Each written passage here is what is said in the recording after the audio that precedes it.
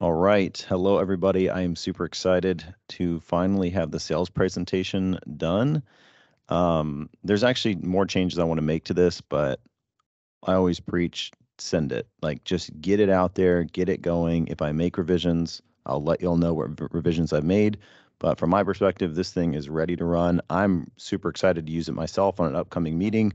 So let's just dive in the way it is, and we'll kind of just I just wanted to provide like an overview of like how do you use this properly, what would be my recommendations on some of the slides, etc. So I'm going to try and keep this as short as possible.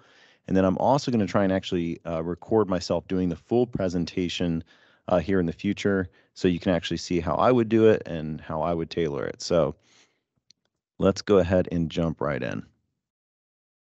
All right, so starting from the top, you can add your logo here, your website. We always want to keep an agenda and show them kind of what we are going to be covering in the presentation. The most important thing in this entire presentation is probably slide 3. What are their challenges and what are their desired outcomes or opportunities? You can change the verbiage here however you want, but it's super important before you actually sit down and do a PowerPoint presentation that you get a really good idea of what are their actual challenges, what are their actual pain points. Dig as deep as you can in this discovery call. There's a million things online of what questions to ask. Be a person, ask them what their challenges are, figure those challenges and pain points are, just like what we do when we're creating a marketing campaign. We got to understand what the prospect's actual challenges are. Those are going to be listed here. These are just examples, right? Remove these, add the core ones. What are the desired outcomes of the client? They usually are going to match, of course, recent downtime. Okay, we need we need more redundancy in place, etc. Now, one thing I found very helpful in prospecting meetings is most people don't even understand the components of what we do. And one thing I will say is usually a PowerPoint presentation is not brought out for every prospect meeting, right? It's usually the ones that are going to be, at least 30 employees or up. Now, you can use it however you want. You can use it for smaller, companies. They're probably going to be impressed by it. But those larger companies, there becomes an expectation that they want to see something more polished. They want to see a presentation. If I'm presenting to a company over 50 users, I'm almost always bringing a presentation with me. Now, my point in saying all this is it's important, especially for a larger organization, to understand all the value we are bringing as an MSP. And I've listed this slide out for that. Most people think of IT as help desk. You call them with an issue. This one slide shows the 8 components that us as an MSP handle for them. And so it's okay to spend some time here explaining these 8 categories. Don't spend a lot of time here. None of these slides we want to spend more than like a minute on. Like we want to keep it nice and tight and concise. And you'll see how we did this. All right. So this is explaining these 8 core components. They either know or they don't, right? But most likely they don't know all the components, and that's what this slide is for. Now, this is what's important right here. There's a ton of slides on this, because for each of these components, we dig in pretty deep, right? So for Chief Information Officer, we have a slide as to how we do Chief Information Officer and what are the outcomes of having a Chief Information Officer. What I'm going to recommend is letting them know we have information on all of these components. We have a deep dive for all of these components. However, based on the challenges we discussed, based on your actual, problems and things that needs to be worked on, today we're going to focus around X, X, and X. There might only be 2, there might be 3, there might be 4. There's probably not going to be 8, right? I don't think anyone has pain points in all of these areas, although they might. So we want to take out in this presentation anything that's not like an actual challenge for them, right? Like if they don't have a response time issue, if they don't have any projects that they're planning, if they didn't bring up cybersecurity once, like if they don't have a problem with computer setups and they don't have a lot of staff changes, we don't have to cover these 8 components in detail throughout this presentation. This will show the 8 components so they understand, okay, cool, you're doing so much for me. Great, awesome. And then we'll dive in on some of the things like in this pain points, they said, hey, there's, lots of internet issues, there's outages. We just don't understand why. Perfect. This is a perfect time to talk about network infrastructure. And for instance, if we talk about network infrastructure, we use a nice little metaphor, right? If you've seen any of the content in MSP Camp, I always try and break things down in non-technical terms. So when we lay out this presentation here, I'm actually going to show you this one real quick from current slide. All of these have really nice animations. The animations aren't going to blow your prospect away. They're not going to have them sign sign off on it right now because you have animations, but it does add that nice extra professional content feel that is going to look probably better than what the other MSP is bringing, which is a bunch of static slides. So this is how we're going to explain some of these core components in non-technical terms that get these, right? I play a game in sales meetings. I go for the nods because when someone's nodding, they're not doing it to make me feel better. It's usually an involuntary, I agree with you or I understand. So in sales meetings, I'm really trying to get as many of these as possible. And I found metaphors, simple metaphors to get those. And that usually leads people to an easier close. All right. So moving on. So to sum up the first point, challenges and opportunities, you have to understand and get those before this presentation. We can't start with the presentation. We do cover the 8 core components, but we only want to go deep on those 2, 3, maybe 4 that they really have problems with. Now you can leave them in the presentation and skip through those slides. That's one way to do it, or actually take them out. That's another way to do it. It's however you want to do it, because I think it is cool to show the prospect, look how much we have, but we actually don't even need to cover all that with you. So it really kind of shows, hey, just what we're covering isn't even the full bag of tricks and cool stuff we have for your company, right? So however you want to approach that. Now, once we get past those 8 components, and there's actually a couple of pieces I want to talk on here because it might be a little confusing.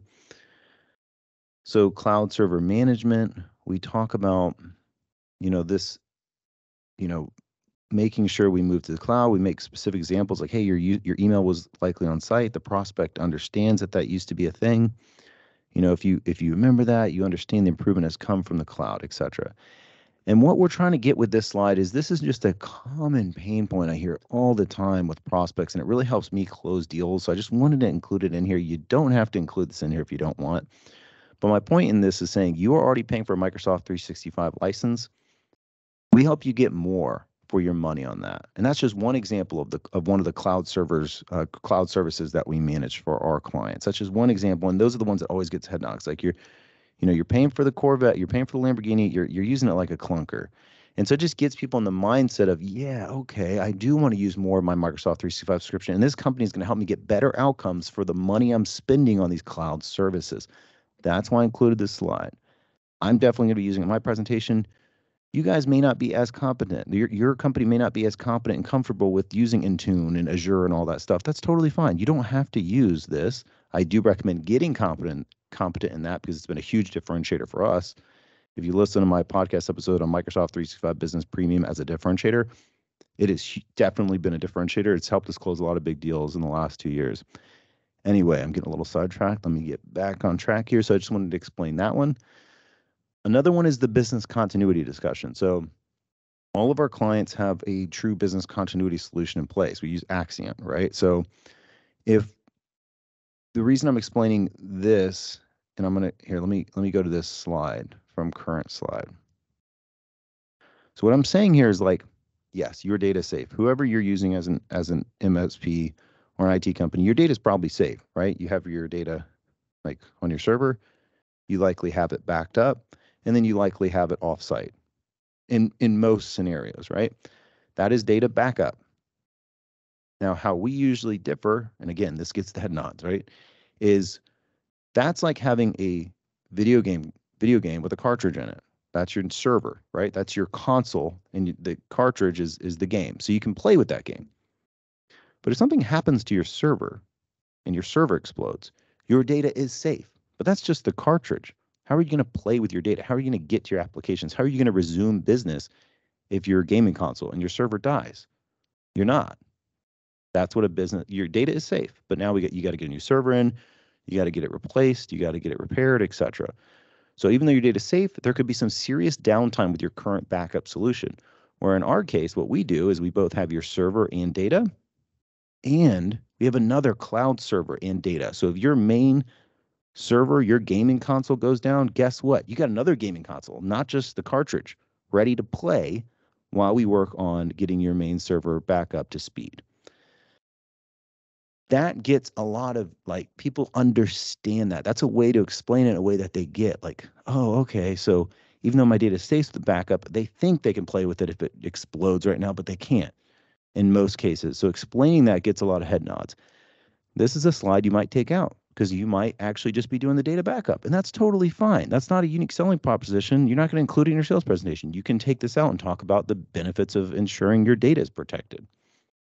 Okay. I hope I didn't go too much on a rant there. Just trying to explain that slide in a little more detail. Help desk. These are going to be the SLAs are going to be updated based on your MSP and what it looks like there. But what I found in sales meetings is people they love hearing like escalation, right? Because most MSPs don't do this well. They love hearing that if you're level 1, level 2 is working on this for too long, they like to know that their account manager is going to escalate that for them, or the dispatcher is going to escalate that for them. It gives them that sense of priority. So that's why I wanted to include this as the most important help desk slide. And then, of course, like all the other ones, we include an outcome slide. All right, I thought this was going to be quick, but I'm taking up way too much of your time just to give you an overview of this presentation. But again, it's going to be concise when you're actually giving it because you're going to take out a lot of stuff that's not relevant to that prospect's pain points. Okay, another slide that may not be relevant to you, and you might want to just use the computer provisioning outcome slide, is Windows Autopilot. Again, huge differentiator for us. I love Windows Autopilot. We've been using it in sales meetings, and it's something that's getting a lot of these because people hate getting a new computer. In a lot of cases, they hate that when they get a computer, they don't have all the applications on there, or they don't have their web browser stuff, or they don't have their whatever. And so when we talk about, hey, your computer is plug and play based on the user role, and the outcome of that is, bam, they are like, awesome, that sounds great. You may not be using autopilot. That's totally fine. You can take the slide out completely. You can change it to whatever you want. This is just how I do it and how a lot of MSPs do it, so that's why I included it. All right, just a couple more. You got to have a slide on the unique value you bring. If you listen to the episode on finding your differentiator, I highly recommend listening to that. Understanding how do you find a true differentiator for your MSP. You probably already have a couple right now that you don't even know about, or you have a really clear idea of your differentiators. This is a great place to put it. The prospect does care about your differentiator because for the most part, a lot of these MSP sales presentations, they're hearing a lot of the same and they're going, okay, well what makes you different? All right, moving on. This is one of my favorite slides, and actually everybody that's given me feedback so far, it's one of their favorite slides too. What does proactive actually mean? This is something that MSPs drop the ball on all the time. They love saying we're proactive, we're proactive, we're proactive. What does that mean? And this slide will give them a really good understanding of just how proactive you are as an MSP. Being tangible and specific helps educate and move the client into a close. All right, moving on.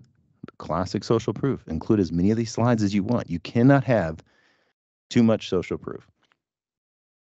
All right, one thing that actually goes in our welcome email, which you'll see in the client templates, is who's the onboarding team? Who's the account manager, right? Including that here is going to be important. Who is your onboarding team? It's usually going to be the account manager and some type of project manager. They now know these people. They see them. They might be in the sales presentation with them. Like, it's good to put a face to the name and know that these people have X number of experience with this MSP and they're going to take care of you during onboarding. Gives that little sense of confidence.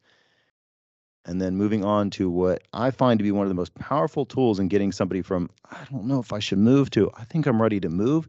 And that is a true, clear definition of what happens next. What does the onboarding timeline look like? And again, all these slides have nice animations to make it even cooler. But before onboarding, you're gonna provide an introduction to your previous IT provider. We're gonna get the information needed for a smooth transition. That right there, that makes them just breathe a sigh of relief. They don't have to have any awkward conversations with the current MSP or get something they don't know what it means. They don't understand what DNS is. They don't understand all these credentials. They don't know what to get. Perfect. I'm gonna do that for you. When you say that, they just relax. It makes it so much easier. Like, okay, cool. The IT people know how to talk to the IT people, and it's going to keep me out of the middle. So including that in here is going to be a very important piece. So that's before onboarding, what happens during onboarding, so they understand what's going to happen during onboarding, and then what happens after onboarding. And you'll see in the animation this comes this way and then this way, just to show, hey, onboarding wrap-up meeting, and then we're going to do these ongoing technology meetings. We're going to do proactive account management. That's that site. As long as you're with us, we're going in this cycle to make sure you're up to speed and that CIO role is in full effect. All right, moving on. This is where you need to include at least one guarantee. Guarantees, you can read any marketing sales book in the world. A guarantee is going to help someone to a close. Our guarantee is if you're not happy within the first 60 days, we're going to refund you 100% of your money and we're going to rip up the contract, right? So it's important to include some type of guarantee for them to really get rid of that inertia of moving to a new MSP. We're like, okay, cool. There's not much to worry about here. All right. Wow, this is a way longer video than I was expecting. Do apologize. Hopefully this has been helpful. Okay, last one is the wrap up. All right, and we got to include this. So we always talk about using your content to sell. So we're going to include that 16 questions you need to ask when evaluating a new IT provider. You can include a different guide. There's tons and tons of guides on MSP Camp you can use to help close the deal. This one seems like the most relevant to include. So it's funny. There's oftentimes at Alltech where we have too many client onboardings and the team goes, no more onboardings till whatever, 3-4 months from now. And ironically, every time that happens, my close rate goes up. Because when you tell a prospect, and this is like sales 101, it's like psychology 101. When you tell them, hey, I can't onboard you right now. I can't even onboard you in the next 2 weeks. It's going to be X amount of time before I can get you on because there's a queue. It shows you are wanted, right? It's like, I have an analogy I'm probably not going to use, but anyway, it's like, it just makes them realize, okay, a lot of people want to work with this company, and now so do I, and I want to close quickly so I can get in the queue before anyone else does. So you want to say we only onboard whatever 1-2 clients per month, whatever's honest. The next opening is January 2024, February 2024, whatever. So and that's just letting them know. It's not like, and if you close today, we'll lock you in for this date. Although you can throw that in there, I'm just saying you may not even have to. Right at this point, you just say it. It implies what they know they need to do. Like, we got to get moving on this pretty quickly. And it's tough to know what to ask. We're going to leave this ebook with you as you go through your search for IT providers. This is going to be an objective look as to what questions to ask and what those answers may mean. All right, I know that was a lot, but I hope that was helpful. I hope this presentation is helpful. Quick wrap up is, you're probably not going to use a presentation like every time, although you might end up really liking, get really good at it, and maybe you do the presentation every time. I don't think it would hurt. I've personally just used it on some of the bigger prospects. If you listen to, or if you read our blog on MSP Camp, there's a blog on what to include in your MSP sales presentation. No matter how small the prospect, you want to bring a presentation folder with collateral, that onboarding timeline I was talking about, those case studies, some good collateral to help close the deal. This is like the next step, right? So if you haven't read that blog, I definitely recommend reading that blog. It'll also kind of explain when to do the sales presentation versus when to do a PowerPoint. And in some cases, like I did recently for a large deal, when to do a custom video for them. All right, cool. So what was supposed to be like a 5-minute video is like a 20-minute video, but hopefully that provide ample instruction on how to tailor this presentation for you and how to use it to where it's not